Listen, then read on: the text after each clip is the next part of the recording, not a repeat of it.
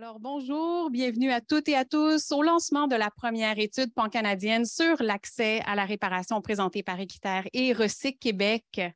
J'aimerais commencer par indiquer que les bureaux d'Équiterre sont situés sur des territoires autochtones non cédés par voie de traité que nous appelons de nos jours Montréal et Québec. Nous reconnaissons que les premiers peuples protègent leur territoire depuis des temps immémoriaux et utilisent leur savoir traditionnel pour garder les terres et les eaux. Nous sommes reconnaissants et reconnaissantes de vivre sur ce territoire, non à poursuivre nos efforts pour le protéger. C'est un réel plaisir pour moi de prendre part à ce panel aujourd'hui et j'aimerais souligner l'apport important des partenaires de cette étude au nom d'Équiterre. Je souhaite remercier le Bureau de la consommation et Recyc Québec, notamment sa présidente et directrice générale, Mme Sonia Gagné, qui se trouve avec nous aujourd'hui. Merci à la Maison du développement durable d'accueillir ce panel. Merci à Hydro-Québec, partenaire principal de la programmation de la Maison. On souligne également la présence de Félix Dion et de Camille Berdal, qui sont les vedettes des deux vidéos sur le métier de la réparation que vous avez pu voir circuler sur les réseaux dans les dernières semaines. C'est un événement présenté en mode hybride et il y aura une période de questions à la fin du panel. Donc, sans plus tarder, j'aimerais vous présenter nos panélistes du jour. Nous avons donc Hélène Gervais, agente de développement industriel chez Recyc Québec, Annick Girard, consultante en environnement et cofondatrice de Mon Atelier de quartier, un des premiers cafés réparation permanents à Montréal, et Amélie Côté, analyste en réduction à la source chez Équiterre.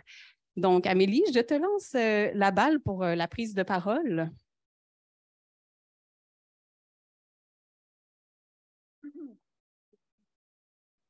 Merci beaucoup, Maude. Bonjour à tous et à toutes. Très heureuse d'être ici aujourd'hui pour présenter le fruit d'une année et demie de travail avec ma collègue Julie-Christine Denoncourt également. Donc, pourquoi Équiterre s'intéresse à cette question de la réparation? On le sait tous et toutes, on est dans un contexte de surconsommation de ressources naturelles et cette surconsommation-là, elle s'applique également aux appareils électroniques et électroménagers. Et des fois, on ne le voit pas, mais derrière l'objet qu'on tient entre nos mains ou qui est dans la cuisine, c'est vraiment des quantités faramineuses de ressources qui ont servi, qui ont été mobilisées pour les produire. Donc, l'exemple le plus probant, c'est le téléphone cellulaire. Ça prend 600 fois le poids en ressources naturelles pour produire l'objet final et une très grande quantité d'eau aussi. Ça génère des émissions de gaz à effet de serre importantes. Donc, c'est d'autant plus important de prolonger la durée de vie de ces objets-là. Ça a aussi des impacts économiques qui sont importants. On estime, selon une étude américaine, que si on réparait davantage, ça pourrait diminuer les coûts pour les ménages de 22 %, donc peut-être l'équivalent de 435 $ canadiens par année. Dans un contexte inflationniste, c'est hyper important. Et évidemment, la réparation, mais ça s'inscrit dans une logique d'économie circulaire. On prolonge la durée de vie des objets, on optimise l'utilisation de ce qui a déjà été produit. Donc, on évite aussi l'extraction de ressources naturelles. On prend l'exemple encore un téléphone, mais reconditionné, ça peut réduire jusqu'à 91 % son impact environnemental par rapport à l'acquisition d'un objet neuf. En 2018, Équiterre a réalisé une étude sur l'obsolescence des appareils électroniques et électroménagers et on a constaté en fait que la réparation, c'était une solution hyper porteuse pour contrer l'obsolescence parce que plutôt que de poursuivre en amont des fabricants, essayer justement de démontrer le stratagème d'obsolescence, on vient tout de suite influencer la manière dont les produits sont designés, sont mis en marché. Donc, on l'observe avec le droit à la réparation en France qui a pris place là, au courant des dernières années. Ça a effectivement un impact sur la manière de faire. Dans le cadre de la recherche, on a pu compter sur de nombreux partenaires. Vous voyez, cette recherche-là contient plusieurs... Elle contient plusieurs volets, autant un sondage, des entretiens avec des consommateurs, une analyse juridique, des entretiens aussi avec des réparateurs et réparatrices. Donc, on a vraiment voulu aller comprendre la réalité, quels sont les freins et leviers pour les différentes parties prenantes. Et on a pu s'appuyer aussi sur un comité aviseur composé d'experts et d'expertes dans leurs différents domaines pour s'assurer de la rigueur méthodologique, aussi de la légitimité des recommandations qui sont mises de l'avant. Donc, je vais prendre un temps pour remercier toutes ces personnes qui ont contribué à la recherche. Donc, si on devait retenir 3 chiffres de notre étude, un gros défi pour une étude de 75 pages plus 8 annexes, Mais d'abord, on consomme énormément d'appareils électroménagers au Canada. 91% des répondants-répondantes au sondage ont dit avoir acheté au moins un appareil au courant des 2 dernières années. Et ça vient aussi avec, évidemment, un impact au niveau de ce qui est éliminé. On apprenait hier, ou au courant des derniers jours, qu'il y a 5 milliards de téléphones dans le monde qui seront soit en majorité soit jetés ou qui vont dormir dans les tiroirs. Donc, évidemment, en changeant très rapidement les appareils, ça a toutes sortes d'impacts. Ensuite, la majorité des répondants et répondantes ont rencontré un bris quand même rapidement. 63% ont rencontré un bris 2,6 années après l'acquisition en moyenne de l'objet. Donc, c'est très, très tôt. Et quand on a posé la question à savoir combien de temps est-ce qu'on estime que devrait durer un appareil, bien, pour l'appareil électronique, la population disait en moyenne 7 années, électroménager 14 ans. Il y a un important écart entre la durée de vie réelle des objets et la durée de vie espérée. Et puis, si on se plonge en arrière, il n'y a pas si longtemps que ça, on a tous et toutes en tête, finalement, d'un frigo qui appartenait à nos grands-parents, qui a duré 60 ans, 70 ans. Donc, on a clairement les connaissances aussi pour mettre en marché des objets qui sont plus durables. Finalement, il y a seulement 19% des gens qui ont rencontré un bris, qui ont fait réparer leur appareil. C'est une diminution par rapport à ce qui a été observé en 2018 dans l'étude sur l'obsolescence. Donc, le réflexe de la réparation, il se perd. Et vraiment, même 3 personnes sur 5 n'avaient pas envisagé de faire réparer leur appareil. Donc, pourquoi est-ce qu'on n'a pas envisagé de faire réparer l'appareil? On a posé la question aussi. D'abord, le principal frein à la réparation, c'est la conception des appareils et donc aussi la perception qu'ils sont irréparables.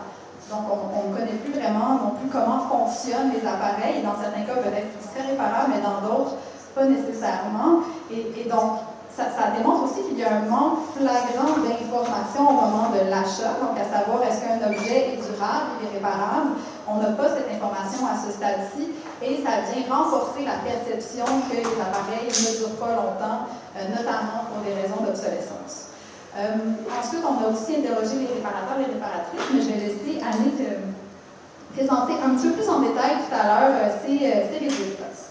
Donc, après, on s'est posé la question, en fait, on est arrivé au constat que vraiment, l'autorégulation de l'industrie, ça ne nous a pas mené dans une très bonne direction. On est passé de biens qui duraient hyper longtemps à des biens qui sont plus fragiles, qui sont plus difficilement réparables. Donc, on pense que c'est vraiment important de mettre en place un cadre législatif qui est fort, qui est contraignant, et ça doit inclure le fait d'avoir des coûts de réparation qui sont moins élevés, parce que ça aussi, ça a été un frein qui a été vraiment évoqué par la population.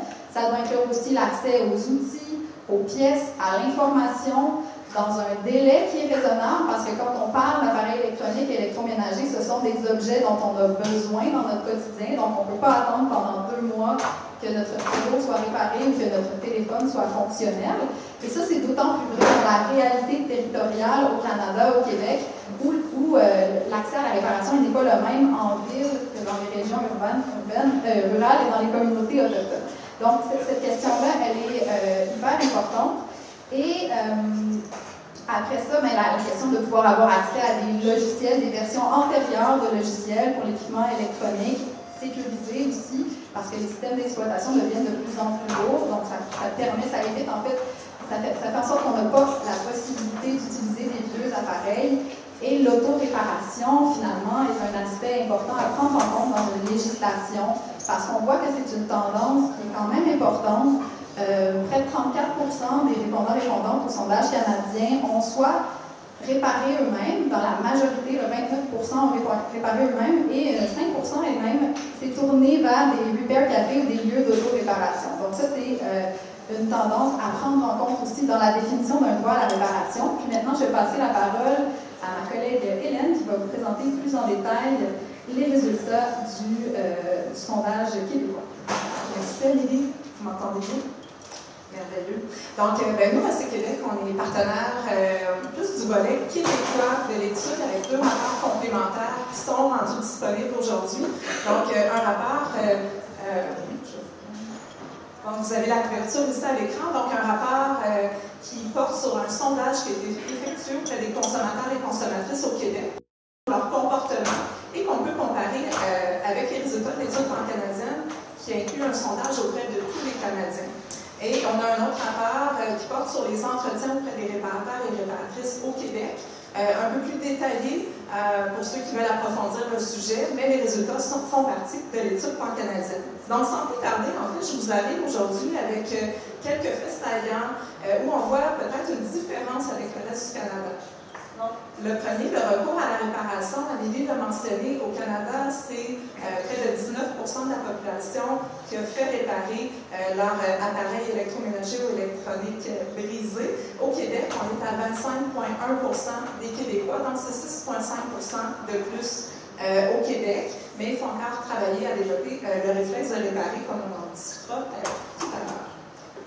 Autre fait saillant, au niveau du critère d'achat, la réparabilité est importante pour les 3/4 des Québécois, ce qui est un peu plus élevé que le reste du Canada, donc 74,8 versus 55,4 pour le reste du Canada, donc au niveau du critère d'achat. Au niveau de la perception de la réparation, donc la moitié des individus au Québec ont une perception assez positive du domaine de la réparation. Encore là, c'est plus élevé que le reste du Canada. Donc, on a à peu près un 15 de différence. Au Canada, on est à 35 puis au Québec, 50,6 Puis, dernier fait saillant, et non le moindre, la fameuse obsolescence programmée. Donc, on l'avait mesuré en 2018. On a regardé aussi au niveau des Québécois. La perception de l'obsolescence programmée est plus élevée au Québec que dans le reste du Canada. Donc, au Québec, c'est 50,9 de la population qui croit que les appareils électroménagers et électroniques sont volontairement conçus pour ne pas durer. Cette proportion est de 46,4 dans le reste du Canada. Donc, on a peut-être de l'éducation à faire aussi là, pour présenter les autres types d'obsolescence qui peuvent aussi jouer dans la balance. Donc, en fait, ça fait le tour rapidement, puis on aura l'occasion d'aller plus en profondeur. Alors, je vais lancer déjà une première question. Donc, au moment des entretiens avec les réparateurs, réparatrices que vous avez eu la chance de faire dans le cadre de cette étude, qu'est-ce que vous avez appris de leur réalité? Qu'est-ce qui est ressorti par rapport à ça? Je vais appuyer un petit peu plus longtemps. Donc, allô? Oui, merci. Bonjour. Alors, en fait, on a analysé deux provinces différentes, donc la Colombie-Britannique et le Québec. Donc, on a utilisé deux méthodes d'analyse différentes, mais basées sur un même questionnaire, ce qui nous a permis d'arriver à des conclusions intéressantes, puis qui ont validé aussi tout ce qu'on a trouvé dans notre revue littérature. Donc, ce qu'on voulait faire, c'était vraiment de savoir, est-ce qu'ici au Canada, c'est la même chose qu'on retrouve dans le monde, parce que dans le monde, il y a beaucoup de choses qui se passent en France notamment. Donc, la réponse est un peu oui. Puis, ce qui ressort, en fait, c'est qu'il y aurait deux freins principaux qui se recoupent. C'est intéressant aussi parce que ça se recoupe avec ce que les consommateurs vont trouver comme frein parfois. Donc, pour les réparateurs, ce qui est problématique en premier lieu, c'est la conception des appareils. Donc, on se retrouve souvent avec des appareils au niveau technologique qui subissent des changements fréquents, ce qui peut apporter à avoir de nouvelles compétences à développer pour pouvoir réparer ces appareils-là, mais aussi c'est que tout le savoir-faire change constamment. Donc, c'est un enjeu. Il peut y avoir des pièces soudées, des pièces collées ensemble, donc tout simplement en ouvrant l'appareil, il brise. Par exemple, c'est un exemple très anodin, ou sinon, il y a un bris, on sait il est où, mais on n'est pas capable de le rejoindre parce qu'il y a des pièces qui sont collées ensemble. Donc, des petits exemples très concrets. Il y a tout ce qui a trait aussi à la miniaturisation des pièces. J'ai réussi! Donc, ça aussi, c'est un enjeu, en fait, c'est un gros frein pour la réparation. Un deuxième frein, c'est l'accès aux pièces de rechange. Donc, ça soit autant au niveau de la disponibilité, on a de la misère à les trouver, ils ne sont pas toujours disponibles. Ça peut être très cher aussi, donc ça fait en sorte que la réparation n'est pas intéressante. Ou il peut y avoir des délais pour obtenir ces pièces-là. On ne peut pas attendre 3 mois quand notre frigo brise, ou on pourrait peut-être, mais c'est difficile. En tout cas, il faut être astucieux. Donc, les deux freins principaux. Il y en a plein d'autres, comme par exemple l'accès aux outils et manuels. Ça revient parfois oui, parfois non. Est-ce que c'est lié à la débrouillardise du réparateur? On ne sait pas. C'est quand même quelque chose d'intéressant. Il peut y avoir des infos manquantes sur la réparabilité et l'entretien de l'appareil lors de l'achat. C'est vraiment quelque chose qui revient du côté des consommateurs, mais aussi les réparateurs le remarquent parce que ça fait en sorte que les gens ne choisissent peut-être pas le bon appareil. Bon, il y en a plein d'autres, mais ce sont les principaux. Ce qui est à noter, c'est aussi que pendant les entretiens, les réparateurs, ça c'est la forte majorité, ont tous la perception que les appareils ont perdu en durabilité et en réparabilité au fil du temps. Donc, c'est assez majeur, c'est une donnée qui nous inquiète. Puis sinon, au niveau des leviers, mais il y en a deux principaux, en fait, les deux leviers principaux. Il y avait les mesures législatives qui sont revenues souvent. Ça, en fait, brièvement, c'est tout ce qui peut encadrer la réparation pour la facilité. Donc, ça peut être, par exemple, de maintenir la garantie suite à la réparation. Des fois, elle devient obsolète, la garantie, c'est un gros problème. Ça peut être d'obliger les fabricants à rendre accessibles les pièces, les manuels, les outils, etc. Créer une indice de réparabilité comme ça existe en France. Pénaliser l'obsolescence programmée. Donc, toutes ces choses-là sont revenues souvent. Puis sinon, il y a le deuxième levier, ça serait des incitatifs financiers. Par exemple, on pourrait comme donner un congé de taxes ou un allègement de taxes sur les services de réparation. On pourrait aussi subventionner à l'inverse les services de réparation. Ce qui, en fait, en conclusion, je vais m'arrêter sur ça aussi, ce qui est important à retenir, c'est qu'il n'y a aucune solution qui ressort plus qu'une autre. Ce qui nous dit qu'il y avait un ensemble de mesures à mettre en place, que le système actuel fonctionne mal. Il y a beaucoup de changements à y apporter parce que l'ensemble des réparateurs étaient vraiment assez tous égaux dans le fait de dire que ça prend plusieurs mesures pour favoriser la réparation. Vraiment intéressant. Donc, on poursuit avec Hélène. Oui, bien, je trouve Annick que tu as fait un excellent portrait. Je vais juste ajouter des petits compléments qui sont, à mon sens, intéressants au niveau des motivations. On voulait comprendre un peu qui sont les réparateurs au Québec. Les motivations sont assez différentes. Il y en a pour qui ils sont allés dans ce domaine-là parce que c'est un métier qui est accessible, qui est valorisant, non monotone, assez payant dans certains cas. Donc ça, c'est intéressant. Il y a aussi des fois, ils nous en donnent des raisons politiques. Nous, on veut contribuer à la réduction des déchets, par exemple. Il y avait aussi des raisons relationnelles. Par exemple, mon père avait cette entreprise-là. Moi, j'ai voulu continuer ce qui a commencé. Donc, l'aspect relationnel était très fort aussi. Donc, ça, c'est plus au niveau des motivations. Puis ensuite, on s'est aussi intéressé à leur parcours. Dans quoi ils ont étudié. Puis, ce qu'on a remarqué, c'est que très peu ou pas avaient suivi une formation spécifique sur la réparation. D'ailleurs, il y en a très peu au Québec de formation sur la réparation.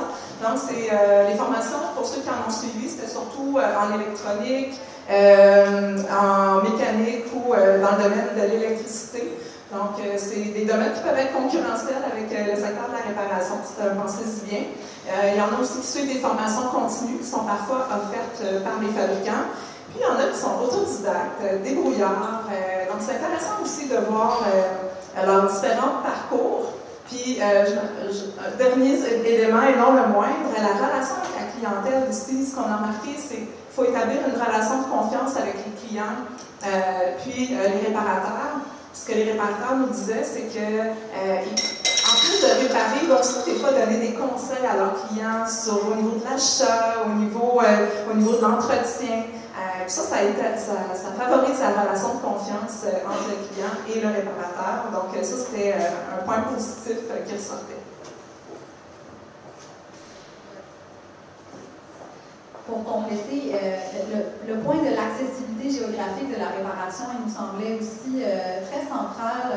On en a discuté avec Félix Dion, justement, qui est à Rouyn-Noranda, et il nous mentionnait qu'il y avait très peu de services de réparation à ce moment-là, ce qui l'a motivé à se lancer en affaires. Et au sein des communautés autochtones, on en a rencontré quelques représentantes aussi, c'est ressorti. Donc, d'abord l'accès à la formation et l'accès aussi aux services de réparation. Et on a 41% des répondants-répondantes au sondage qui sont d'accord avec le fait qu'il n'y a pas de service de réparation à proximité de chez eux. Donc ça, c'est vraiment un aspect très particulier à notre réalité territoriale qui est à prendre en compte. Et puis, sur la question des appareils qui étaient plus durables, le besoin d'avoir une certaine standardisation dans les pièces, dans les outils qui servent aussi à ouvrir les appareils est vraiment une piste qui est importante pour favoriser, pour faciliter aussi le travail des réparateurs et réparatrices. Vraiment d'une grande pertinence et d'une grande éloquence, là, tout cet amalgame d'informations qui peut être recueilli auprès des réparateurs et réparatrices un peu partout au Canada. Et à travers les sondages et les entrevues que vous avez faites avec les consommateurs, consommatrices, qu'est-ce qui est ressorti le plus? Oui, bien, beaucoup de choses, mais pour ceux qui n'ont pas le temps de lire 75 pages, je vais y aller avec quelques faits intéressants. Tout d'abord, 80% des Canadiens achètent leur appareil neuf. Donc ça veut dire que la majorité ne vont pas vers des appareils réemployés de seconde main. Donc, il y a encore peu de chemin à faire pour favoriser le réemploi des appareils. Ensuite de ça, je pense que les gens aiment bien avoir un top 5 des appareils qui brisent le plus. Donc, au Canada, notre grand gagnant, c'est le téléphone intelligent, suivi de l'aspirateur, ensuite la cafetière, la machine à expresso, puis ensuite vient le micro-ondes et le grille-pain. Donc ça, c'est le top 5 des appareils qui brisent le plus. Au Québec, on a les mêmes 5 appareils, mais l'ordre est un peu différent. Au Québec, l'aspirateur arrive en premier, puis ensuite le téléphone intelligent. Donc, on les aime quand même, on en a besoin, mais des fois, ils nous lâchent. Au niveau des informations recherchées par les citoyens, ça c'est intéressant parce que ça peut nous donner des indicateurs sur quoi donner comme information. Les citoyens vont surtout aller chercher de l'information sur le coût à la réparation, comment faire de l'auto-réparation aussi, on va en parler tantôt, les garanties aussi, puis des coordonnées de spécialistes de la réparation, ça aussi, ça fait partie des informations recherchées. On se rend compte aussi pour la réparation, ceux qui ont eu recours à la réparation se sont surtout tournés vers la réparation professionnelle, mais il existe d'autres types de réparation comme l'auto-réparation, etc. Les principales motivations à faire réparer, en premier lieu, c'est les motivations environnementales, écologiques, de réduire la consommation, allonger la durée de vie des appareils. Ça, c'est quand même très positif. En deuxième position, vous serez probablement pas surpris des raisons économiques, de faire des économies, parce que dans plusieurs cas, réparer, c'est bon pour le portefeuille. Mais il y a aussi une dernière raison qui est le bénéfice personnel, l'accomplissement, le sentiment d'utiliser ses capacités, le plaisir. Donc, ça fait partie aussi des motivations. Puis, dernière statistique, un autre point positif, ceux qui ont fait réparer, c'est plus de 80% qui sont satisfaits de la réparation. Donc, les chiffres diffèrent un peu, 81,5% au Canada, puis 83,9% au Québec. Donc, ça fait un peu le portrait rapide de ce qu'on a trouvé. Puis, on a aussi fait des entretiens un peu plus poussés avec des gens qui faisaient de la réparation. Donc, auprès de 25 personnes, dont 22 avaient réparé ou fait réparer leurs appareils. Et ce qui est ressorti, c'est que la motivation financière, elle est même plus grande dans ce cas-là. Donc, les gens qui décident de réparer ou de faire réparer leurs objets, c'est beaucoup pour des motifs financiers. Et ça, c'est un aspect important à prendre en compte dans le contexte économique actuel. Donc, est-ce que les bénéfices, ils ne sont pas que économiques, ils viennent aussi répondre aux besoins de réduire les dépenses pour les ménages. Donc, ça, c'était un aspect qui était vraiment ressorti là, de ces entretiens. Merci beaucoup. On peut poursuivre avec Annick. Il ne faut pas appuyer trop longtemps, sinon il va être éteint définitivement. Oui, OK, c'est bon. Okay. Ça y est, tu es là. Alors, moi, c'est juste j'avais envie d'amener un élément positif, le fun, parce qu'on voit qu'il y a peu de gens qui ont recours à la réparation. Là, je reviens sur le fameux en fait, moins de 19 %. Mais ce qui est intéressant, c'est qu'il y a un intérêt vraiment marqué pour un meilleur accès à la réparation et le droit à la réparation. Donc, c'est 60 %. Donc, on est à 3 personnes sur 5 qui ont cet intérêt-là. Ça veut dire qu'il y a un écart, mais ça veut dire aussi qu'il y a des gains, il y a du travail à faire. Puis, donc, il faut s'atteler. Puis, ça prend surtout aussi de la volonté politique parce que là, on le voit, en fait, ce rapport-là présente des manières d'y arriver super concrètes. Il y a plein de recommandations, mais ça prend une volonté politique. La table est mise. Voilà. C'est presque une conclusion, mais non. Oui, ce n'est pas encore la conclusion, pas tout à fait, mais effectivement, la table est bien mise. Et donc, dans les exemples dont on devrait s'inspirer pour favoriser la réparation au Canada et dans les provinces, ça ressemblerait à quoi? Bien, l'Europe est précurseur en termes de droit à la réparation, donc on peut s'en inspirer, puis on peut aussi apprendre des écueils qui ont été observés dans certaines définitions, mais vraiment des éléments intéressants. D'abord, on a l'indice de réparabilité qui a été mentionné à plusieurs reprises, donc qui est en place en France depuis janvier 2021 pour 5 appareils, pour lesquels on évalue en fonction de différents critères, notamment l'accès aux pièces, aux outils, mais le coût des pièces et le délai dans lequel on y a accès fait partie des critères qui sont évalués. La France prévoit également mettre en place un indice de durabilité en 2024. Et nous, ce qu'on croit, c'est qu'on pourrait tout de suite sauter à l'indice de durabilité qui devrait inclure des notions de réparabilité parce que d'avoir trop d'informations, des fois, ça peut complexifier. Et puis, en fait, si les produits sont conçus de manière à être plus durables, on aura aussi moins à les réparer normalement. Donc, il faut intégrer la réparabilité dans la durabilité parce que notre objectif, au final, c'est vraiment que les objets durent plus longtemps. Ensuite, on a des répertoires de réparateurs et réparatrices. Peut-être je laisserai Hélène parler de ce qui se fait au Québec, mais en France, avec justement l'indice de réparabilité puis un fonds de réparation qui est en cours de mise en place, on a vraiment une liste qui répertorie les réparateurs et réparatrices, donc pour qu'on puisse vraiment trouver l'information rapidement. Et l'accès aux pièces et aux outils c'est vraiment le nerf de la guerre. Là, je pense que ça a été beaucoup mentionné par les personnes qui font de la réparation. Donc, de prévoir aussi une durée raisonnable, parce que si un bien est produit, là, je reprends encore l'exemple du téléphone, mais un appareil, des fois, il est produit pendant seulement quelques années, mais il faut pouvoir continuer à avoir accès aux pièces pendant plus longtemps pour pouvoir continuer à les réparer, même s'il n'est plus mis en marché. Donc, vraiment, cet aspect-là d'encadrer la durée d'accès aux pièces, aux outils, puis à l'information, même l'État de New York va rendre obligatoire dans son projet, dans sa loi, le fait d'avoir accès gratuitement à l'information. Donc, ça, c'est quelque chose de très avant-gardiste. Évidemment, il faut l'encadrer parce que toutes les notions de droit d'auteur qui sont autour de ça. Donc, vraiment, on peut s'inspirer de ce qui se fait ailleurs pour définir notre droit à la réparation. De très belles inspirations. Hélène, Gervais? Oui, bien, au niveau, la table est mise avec la France et l'accès aux pièces. Je vous emmène un exemple plus au niveau des fabricants. Il y a un fabricant en France qui est assez leader dans le domaine de la réparation, c'est Groupe Seb, qui met en marché, qui fabrique en fait des électroménagers. Et eux, ils ont vraiment pris le virage de la réparation. Donc, ils ont un logo qui s'appelle Réparable 15 ans au juste prix. Donc, ils s'assurent que les pièces vont être disponibles pendant 10 à 15 ans. Mais ils ne font pas que ça. En fait, ils vont vraiment livrer les pièces dans un délai raisonnable. On parle ici de 24 à 48 heures en Europe. Puis de maximum 4 jours dans les autres endroits du monde. Ils vont vraiment travailler sur l'éco-conception de leurs produits. Puis ça, c'est une des recommandations qui ressort dans le rapport, là, qui est stratégique. Donc, puis le fait de connaître aussi qu'est-ce qui brise, ça leur permet d'améliorer leurs produits. Donc, c'est vraiment gagnant-gagnant. Ils offrent aussi des forfaits de réparation à prix intéressants pour leurs clients. Ils partagent l'information sur comment réparer.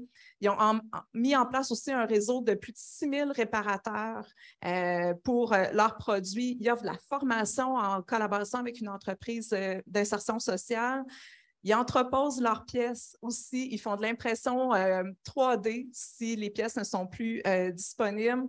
Donc, tout ça aussi leur permet de fidéliser leur clientèle. Donc, ils font vraiment des ventes intéressantes avec ce virage-là qui est bon pour eux, pour l'environnement, puis pour les clients. C'est vraiment un superbe modèle, en tout cas, belle inspiration. Ensuite, avec Annick. Oui. Oui. Alors, je pense que effectivement, il y a plein de modèles intéressants. Puis il y a aussi, je pense qu'il faut soutenir l'innovation au niveau de la réparation, les nouveaux modèles d'affaires. Dans la présentation. Moi, en fait, j'ai été cofondatrice d'un projet entrepreneurial qui s'appelle Mon Atelier de quartier. En fait, c'était le premier café réparation permanent à Montréal. Donc, on a fait le pari d'ouvrir un café réparation, mais avec plusieurs projets d'intégrer dans notre modèle. On misait sur la proximité, donc le garage qu'on n'a pas chez soi, les outils qu'on n'a pas, l'expertise aussi dont on a parfois besoin pour réparer. Puis, on a concocté une espèce de modèle à plusieurs volets, comme je disais, pour avoir un volet, par exemple, on avait un café, on avait des ateliers dirigés et un atelier d'autoréparation on misait sur le fait que le café puisse être plus rentable pour pouvoir, si on veut, là, venir accoter ou venir essuyer des pertes que pouvait engendrer l'autoréparation, parce qu'on s'entend que l'autoréparation en soi, ce n'est peut-être pas un modèle qui peut difficilement être rentable pour une entreprise, mais il y a peut-être moyen. Je dis peut-être parce que, en bref, mon atelier de quartier, c'est maintenant fermé. On a ouvert 3 semaines avant la pandémie, donc on n'a pas su. C'est un nouveau modèle d'affaires qui était peu soutenu aussi, donc on a été un petit peu victime de ça, mais de plein d'autres choses aussi. Là. Je pense que c'était une nouveauté. Mais bref, tout ça pour dire que l'apprentissage, en fait, le soutien aux nouvelles initiatives, aux nouveaux modèles d'affaires est important aussi. Il y a encore plein de choses à voir, en fait, qui vont surgir au niveau de la réparation qu'il faut soutenir. Donc, j'ai juste un message aux gens qui ont de l'argent. Mais oui, c'est ça. Mais en tout cas, donc tout ça pour dire que, parce que c'est des modèles qui fonctionnent, juste pour vous dire, je vais terminer avec ça. À mon atelier de quartier, les gens qui venaient faire de l'autoréparation, le taux de succès était de 80 %. Donc, ça veut dire que 80 % des appareils étaient réparés. Donc, c'est intéressant. C'est un pourcentage qui est très intéressant, une belle constatation. Donc, on voit qu'il y a plusieurs enjeux, qu'il y a des pistes de solutions aussi. C'est ça qu'on veut mettre de l'avant. Alors, quelles sont ces solutions qui peuvent être adoptées par les différentes parties prenantes, que ce soit les citoyens, les réparateurs, les gouvernements, les fabricants aussi? Ben, je peux commencer. Oui, je peux commencer avec les citoyens, vous qui êtes présents aujourd'hui. Je vais décortiquer ça au niveau du chemin du produit. Donc, au niveau de l'achat, donc d'éviter, de favoriser en fait au niveau de l'achat les appareils qui durent, qui sont réparables, d'éviter les gadgets inutiles. Puis se demander aussi, est-ce que j'en ai vraiment besoin? Est-ce que je suis obligée de l'acheter? On peut peut-être le louer si on n'en a pas besoin longtemps. Puis, est-ce qu'on a vraiment besoin d'acheter neuf? On a vu 80 % des Canadiens achètent neuf, donc on peut aller vers du seconde main ou du reconditionné. Donc, ça, c'est intéressant. Donc, vraiment, au niveau de l'achat, s'informer avant d'acheter pour aller chercher des appareils les plus durables et réparables. Je fais une petite parenthèse. Avec Protégez-vous, on a développé une cote de réparabilité sur certains produits, donc en partenariat avec eux pour donner de l'information au niveau de l'achat sur le degré de réparabilité de certains produits. Donc, ça fait maintenant partie de l'évaluation de la performance pour Protégez-vous. Ensuite de ça, au niveau de l'utilisation, le mot à retenir, c'est l'entretien. Ça peut faire toute la différence sur la durée de vie d'un produit, de mieux l'entretenir. Le fameux manuel du fabricant là, que personne ne lit, là, ça peut donner beaucoup d'informations.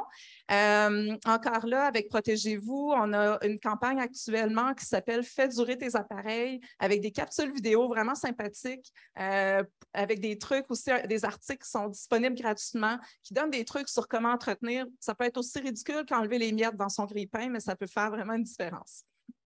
Donc, entretien. Puis, si par malheur, notre appareil brise, c'est de développer le réflexe de réparer, que ce soit d'auto-réparer en regardant les tutoriels, en s'informant, tout ce qui se répare sur Facebook. Je vais laisser Annick peut-être compléter. Donc, il y a aussi les ateliers de réparation, puis les réparateurs professionnels. Donc, dans tous les cas, de s'informer, je pense, pour les citoyens. Puis, on a, tu le mentionnais tantôt, Amélie, il y a une carte des réparateurs qui est disponible gratuitement sur le site de Protégez-vous pour tout ce qui est appareil électroménager, électronique. Donc, ça vous permet de voir qui sont les réparateurs près de chez vous si vous voulez la réparation professionnelle. Merci, voilà. Hélène Gervais. Annick, voulais-tu poursuivre avec le volet? Oui, avec plaisir. Donc, c'est ça, je pense qu'il y a beaucoup. Moi, je vais vous parler un petit peu plus au niveau de l'auto-réparation. Il y a quand même beaucoup d'effervescence à ce niveau-là, même qu'il y a plusieurs personnes dans la salle ici qui sont de grands adeptes d'auto-réparation puis qui font avancer ça régulièrement. Donc, il y a, par exemple, Repair Café Montréal. Je vous parle peut-être très local, mais il y en a d'autres aussi. Là. Il y a Repair Café Montréal qui existe depuis plusieurs années et qui travaillent maintenant avec Solon, qui ont une fois par mois des événements communautaires de réparation. Ce ne sont pas les seuls. Les écoquartiers font ça beaucoup. En bref, c'est vraiment, on peut aller, on amène nos appareils qui sont brisés, on apprend à les auto-réparer avec des experts bénévoles qui sont sur place. Donc, puis c'est en fait ce principe-là, cette relation-là fait en sorte qu'on apprend énormément à démystifier les appareils. Il y a toute de l'éducation qui se fait, qui est incroyable, des connaissances qui se transmettent qui sont très, très riches à ce niveau-là. Puis ça, c'est pas seulement à Montréal que ça se passe, il y en a dans pas mal toutes les grandes villes, Québec, mais aussi à travers le Canada. À Vancouver, il y a quand même des grappes aussi intéressantes là, de gens qui mettent de l'avant la réparation. En Ontario, Ottawa, donc on en a recensé plusieurs. Il y a aussi des événements, en fait, si on ne veut pas être en personne, on peut aussi trouver plein d'outils sur le web. Hélène a mentionné tout ce qui se répare. En fait, c'est une simple page, une communauté sur Facebook. En fait, j'ai créé ça en 2016. Aujourd'hui, en 2022, il y a 64 000 adeptes sur cette page-là, tout simplement, qui vont mettre une photo d'un objet qui est brisé, expliquer, bon, c'est quoi le problème, c'est quoi la marque, le modèle. Et on peut avoir une centaine de réponses de gens qui ont déjà expérimenté la chose ou qui ont des connaissances et qui veulent les partager. Donc, ce sont des outils citoyens super concrets. Puis aussi, Hélène en a parlé aussi, mais sur le web, il y a des tutoriels pour réparer à peu près tout. Il s'agit de trouver les bons mots-clés à inclure dans le moteur de recherche, mais on trouve à peu près tout, je vous le garantis. Donc, il y a beaucoup d'outils à disposition. Donc, accès multiple qu'on souhaite voir se multiplier encore plus. Amélie, aimerais-tu ajouter quelque chose? En fait, pour un meilleur accès à la réparation, un des gros freins qui a été évoqué, c'est le coût de la réparation. Donc, à ce sujet particulier, le fait de proposer un financement ou en fait, il y a une panoplie de mesures qui peuvent être mises en place, mais on trouve l'exemple du fonds de réparation qui est en cours de mise en œuvre en France, qui est intéressant parce que c'est un modèle qui permet d'avoir un rabais vraiment au moment de la réparation. Donc, contrairement à un crédit d'impôt qui est un remboursement qui est fait un petit peu plus tard, donc si je fais réparer mon appareil en janvier puis je reçois un remboursement en avril l'année prochaine, peut-être que ça ne va pas être suffisant comme motivation, mais en appliquant directement le rabais au moment de l'acte de réparation, puis par la suite, c'est géré entre la personne qui fait la réparation et l'éco-organisme, donc qui gère finalement les éco-frais et tous les réseaux de collecte, de transport là, des appareils électroniques électroménagers. Ça permet d'avoir un meilleur accès à la réparation, donc de lever ce frein-là qui est hyper important, qui a été vraiment mentionné à plusieurs reprises, même par les réparateurs qui perçoivent que leur clientèle peut être freinée à avoir recours à la réparation à cause du coût. Finalement, il y a également la question, au Québec, on a une garantie légale dans la loi sur la protection du consommateur. Hein, on doit être capable de faire un usage d'un bien pendant une durée raisonnable. Par contre, la notion de durée raisonnable, elle n'a pas été définie très clairement. Donc, qu'est-ce qu'une durée raisonnable? C'est les juges aux petites créances qui vont déterminer ça, mais ça peut être beaucoup plus que ce qu'on l'imaginerait. On a des exemples qui vont jusqu'à 15 ans pour des appareils électroménagers, donc souvent bien au-delà de la garantie prolongée qui est vendue par le fabricant. Donc, si on avait des balises claires sur c'est quoi une durée raisonnable d'un frigo, d'un four, d'un téléphone, qui permettrait de faire valoir nos droits de manière un petit peu plus facile qu'en ayant à se rendre jusqu'aux petites créances. Donc, d'avoir des balises autour de ça et dans une perspective où la durée de vie raisonnable, elle devrait être amenée à évoluer. Donc, oui, on veut un droit à la réparation, mais on veut surtout des objets qui durent plus longtemps. Donc, au regard de la quantité de ressources que ça prend pour produire ces objets-là, on devrait avoir une durée de vie raisonnable qui évolue pour atteindre 10, 20, 30 ans au fil des années parce qu'on ne peut plus se permettre d'avoir des objets qui durent aussi peu longtemps. Absolument. Donc, une belle liste de recommandations qui sont disponibles dans le rapport, entre autres. Et la grande question, comment vous voyez l'avenir de la réparation au Québec et au Canada? Qui se lance? Annick?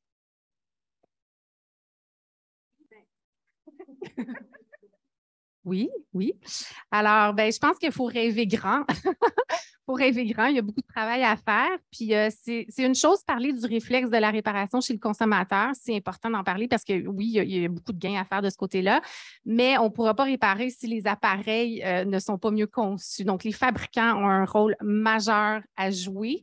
Puis, quand je dis, il faut qu'ils soient réparables, mais aussi durables, je pense qu'on insiste beaucoup sur ça. C'est une des conclusions là, quand même de l'étude.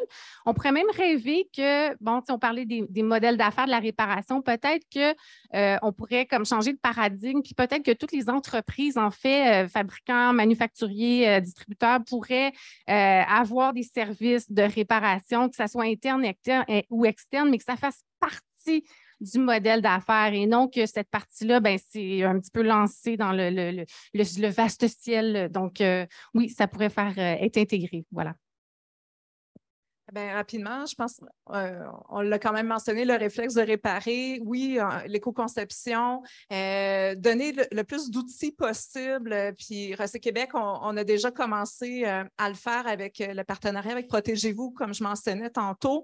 Donc, de donner accès à l'information pour faciliter le geste de réparer. C'est important aussi. Puis, un fait important aussi, c'est de valoriser les métiers de la réparation. On voit qu'il y a peut-être des enjeux aussi de relève de la main-d'œuvre, donc de former les futurs réparateurs. Puis du côté de Recyc Québec, bien, avec les rapports qui sortent aujourd'hui, il y a des recommandations fort intéressantes. Ça nous permet vraiment de voir quelles actions on peut poser, comment on va prioriser nos futures actions. Puis on a vraiment la volonté, pour nous, ça fait partie de notre mandat là, de travailler sur la réparation. Donc, on sent qu'il y a un réel intérêt pour la question de la réparation. La salle comble aujourd'hui et les personnes qui sont en ligne aussi en sont une démonstration. Et puis, il y a vraiment des changements législatifs, nous, qu'on croit qui peuvent être apportés rapidement. Au Québec, on a, je le mentionnais, la loi sur la protection du consommateur, mais il y a un projet de loi qui avait été déposé en 2019 qui est dormant depuis mars 2021 et qui pourrait être rapidement repris par la nouvelle personne qui sera ministre de la Justice pour intégrer justement les notions de durabilité, de réparabilité des biens et l'ensemble des critères qu'on a évalués qui permettraient d'avoir un meilleur accès à la réparation, mais également des biens plus durables. Au Canada, il y a également 2 ministères qui ont été mandatés de mettre en place un droit à la réparation. Donc, si, par exemple, dans la loi canadienne sur la protection de l'environnement, on définissait le droit à la réparation, ça donnerait des recours aussi, donc ça permettrait de mettre ça en place. De la même manière, le fait d'implanter un indice de durabilité pour l'ensemble des appareils électroniques et électroménagers, on a la chance d'avoir l'exemple de ce qui s'est passé en Europe. Donc, déjà, un travail a été fait pour définir des critères, pour tester aussi la solution. Donc, on pourrait vraiment reprendre ça et l'adapter ici pour inciter finalement les fabricants qui ont déjà changé leur manière de produire les objets en Europe et ailleurs. Donc, pour conclure aussi, la question de l'accessibilité territoriale de l'offre de formation, elle va être essentielle si on veut vraiment tendre vers une économie avec plus de réparation. Et l'objectif, c'est vraiment qu'on ait de l'ambition d'avoir des biens qui sont plus durables, puis pas juste de 2 années de plus, là, vraiment qu'on change de paradigme quand on parle de durabilité des objets. Donc, on ne veut pas un objet qui dure entre 5 et 7 ans. Donc, on sait qu'on est capable de mettre en marché des objets qui durent plusieurs décennies. C'est vraiment ce vers quoi on devrait tendre pour être cohérente avec nos objectifs de transition écologique et sociale. J'aime ça, avoir de l'ambition, rêver grand. Et maintenant, on va pouvoir passer à la période de questions pour celles et ceux qui aimeraient en poser. L'audience est paisible et comblée. Oui. Daniel. Oui, il y a un micro qui s'en vient pour permettre à tout le monde d'en profiter. J'aimerais savoir si dans l'étude, en fait, le modèle d'économie de fonctionnalité a été étudié, en fait, comme justement une façon d'éviter l'obsolescence programmée, je dirais l'absence de réparation et tout, parce que pour ceux qui ne savent pas ce que c'est, en fait, c'est qu'un manufacturier reste propriétaire du produit et vend une performance, ne vend pas le produit, mais la performance du produit. Donc, en conservant la propriété du produit, il y a tout intérêt à avoir un produit qui soit durable, réparable et dont les composantes soient recyclables en fin de vie. Donc, ça pourrait résoudre beaucoup de problèmes. Parce que, bon, pour bien connaître Groupe SEB, qui est un partenaire, en fait, de longue date, de l'Institut EDEC, maintenant du CERIEC, le fait de maintenir 10 ans de pièces a des défis aussi très particuliers. Il faut les fabriquer, les entreposer. Il y a un coût environnemental, il y a un coût économique à ça. Et l'impression 3D aussi, c'est limitant. Donc, ce n'est pas le saint Graal non plus de la réparation, là. Donc, si on passait par un mode d'économie de fonctionnalité, ça permettrait de concevoir des produits qui seraient à la base beaucoup plus durables et réparables, mais à la charge du manufacturier. En fait, on ne l'a pas étudié particulièrement autant en détail. Par contre, on a étudié une série de ce qu'on appelle les mesures structurantes, puis des exemples notamment d'entreprises qui ont des modèles d'affaires novateurs. Et on a rencontré avec Incertec, justement, en France, l'organisme, c'est une start-up pour l'instant, qui s'appelle ComOwn, qui fait un service de location de Fairphone. Donc, les Fairphones, ce sont des téléphones qui sont conçus de manière à être modulaires, facilement réparables et également éthiques dans l'approvisionnement en métaux pour les produire, qui est quand même aussi un enjeu social dont on n'a pas vraiment parlé aujourd'hui, mais les conditions de fabrication de nos appareils sont également à prendre en compte. Et ils sont en train de tester ce modèle d'affaires-là, qui est un service finalement forfaitaire. On paye par mois pour avoir accès à l'appareil, mais également à la réparation. Donc, c'est encore, on teste le modèle économique à ce stade-ci. Donc, je pense que c'est une piste intéressante pour la suite. À voir comment est-ce qu'ils vont tirer leur épingle du jeu dans le cadre actuel en France. D'accord, merci.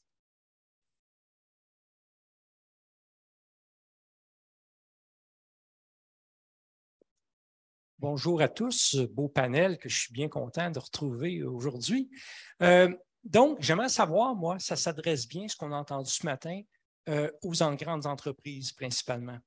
Qu'est-ce qu'on fait avec tout le dumping de produits chinois sans nom qui prennent toutes sortes de formes? Et quand je vois que les gens magasinent souvent un prix, puis qu'eux arrivent avec des prix souvent imbattables, comment on pense adresser ça? Parce que vraiment, tant qu'à moi, le problème vient de là. Des produits de qualité, il y en a toujours eu. Souvent, il y a un prix associé à un produit plus de qualité parce que la conception n'est pas donnée. Il y a toutes sortes de frais inhérents à ça. Donc, comment on adresse ce volet-là particulièrement? Un grand enjeu. C'est sûr que les appareils de moindre qualité, on n'intègre pas les externalités environnementales dans le coût. Donc, évidemment, quand on achète un objet qui est moins cher, peut-être qu'à court terme, on dépense moins, mais si on doit le renouveler très fréquemment parce qu'il est moins durable, ça va également, au final, peut-être même revenir à une dépense qui est plus importante que si on avait acheté un objet qui était plus durable. Mais c'est vrai que le coût d'acquisition peut être un frein important. Je pense que même on a vu des appareils de luxe qui brisaient. Donc, ça peut se retrouver vraiment dans peu importe les types d'appareils. Je ne sais pas si vous voulez compléter. Peut-être rapidement, vous soulevez un enjeu quand même dont on est bien conscient, le fait que la plupart des appareils sont conçus, fabriqués à l'extérieur du pays.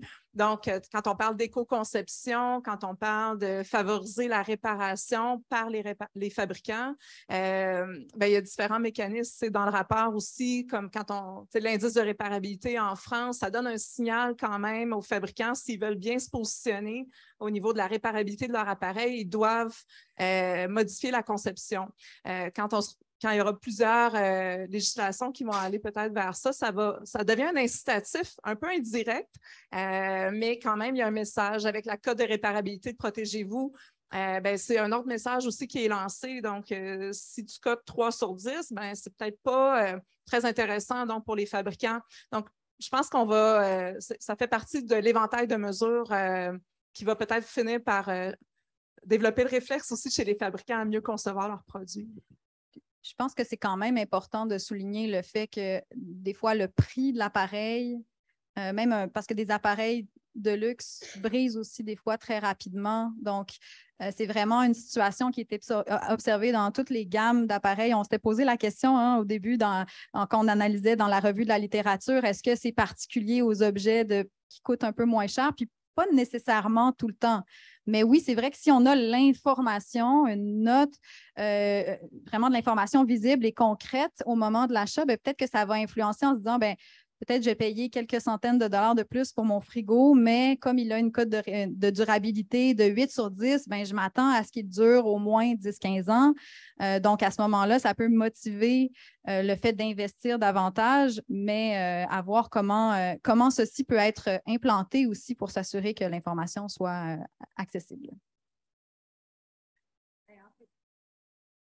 À la fin, tu vas maîtriser ça comme une championne, ça va être parfait.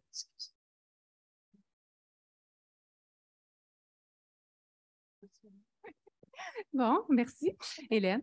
En fait, juste, je n'ai pas grand-chose à ajouter à ce que mes collègues ont dit, sauf que ça revient un petit peu à ce qu'Amélie disait, je pense, en ouverture, que on a fait le tour un petit peu des mesures volontaires. La réparation, ici, ça se fait parce qu'on est un peu informé, mais il n'y a pas de mesure qui l'encourage ou qui empêche les objets non durables et non réparables d'être sur le marché.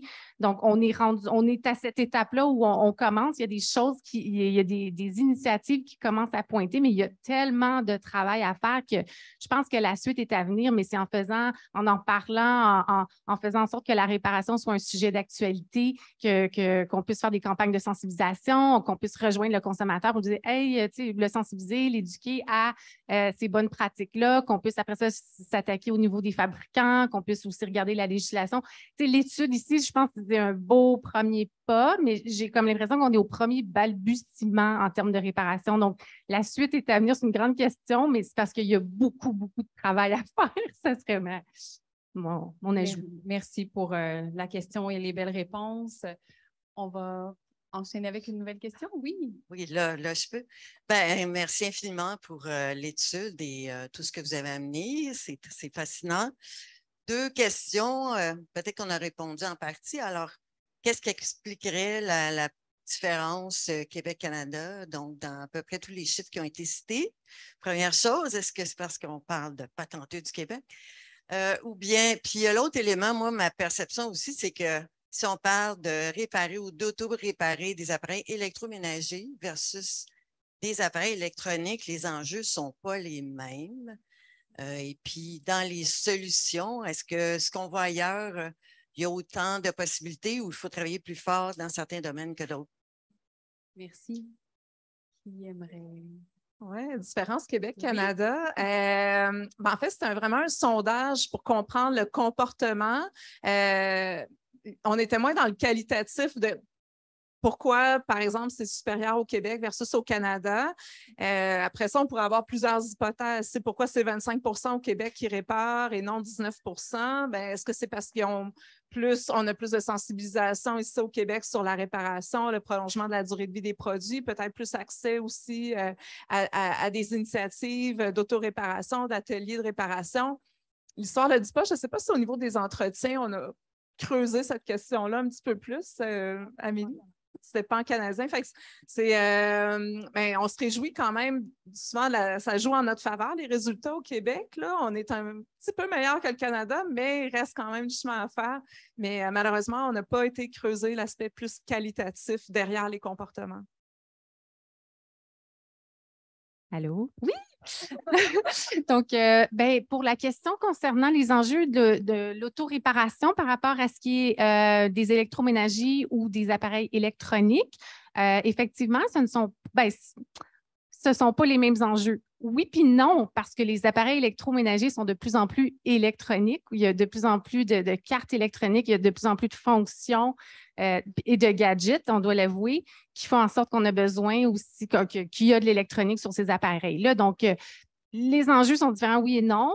Je pense que pour l'autoréparation, quand même, oui, il y a un intérêt de la population, puis il y a un recours à l'autoréparation, mais ça reste quand même assez marginal. Donc, oui, ce sont des gens motivés, qui sont très motivés, plus que la moyenne, qui vont aller de ce côté-là.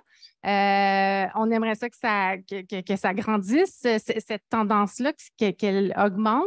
Je pense qu'il faut qu'il y ait de plus en plus, justement, accès, que ce soit de plus en plus facile, l'autoréparation. Mais sinon, je pourrais, en fait, c'est ça, ça serait je peux vraiment juste m'en tenir à ça, là.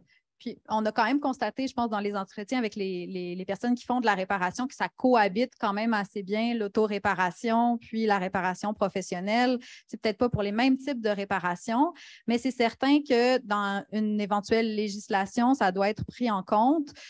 Puis pour les gens qui réparent eux-mêmes, nécessairement de s'assurer qu'il n'y ait pas d'enjeu ou de risque pour la sécurité. Là, ça, c'est quand même un aspect important pour particulièrement les électroménagers.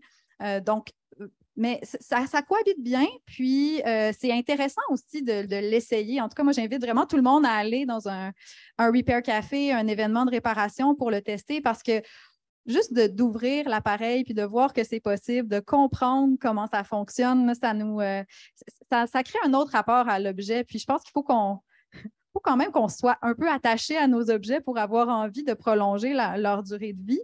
Mais c'est vraiment des expériences hyper enrichissantes aussi. Annick, tu voulais ajouter quelque chose?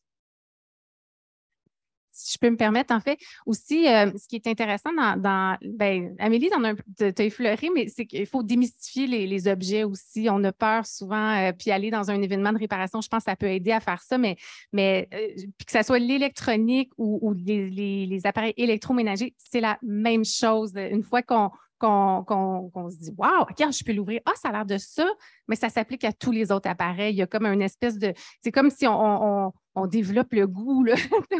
C'est comme un bonbon qu'on découvre, puis on en veut encore. Donc, il y a vraiment… le plaisir croît avec l'usage, je vous le garantis. J'ai quasiment le goût que mes appareils brisent pour vivre cette expérience. Pour pouvoir les ouvrir puis démystifier. Donc, oui, se réapproprier cette capacité à réparer. L'autoréparation est une des composantes des solutions.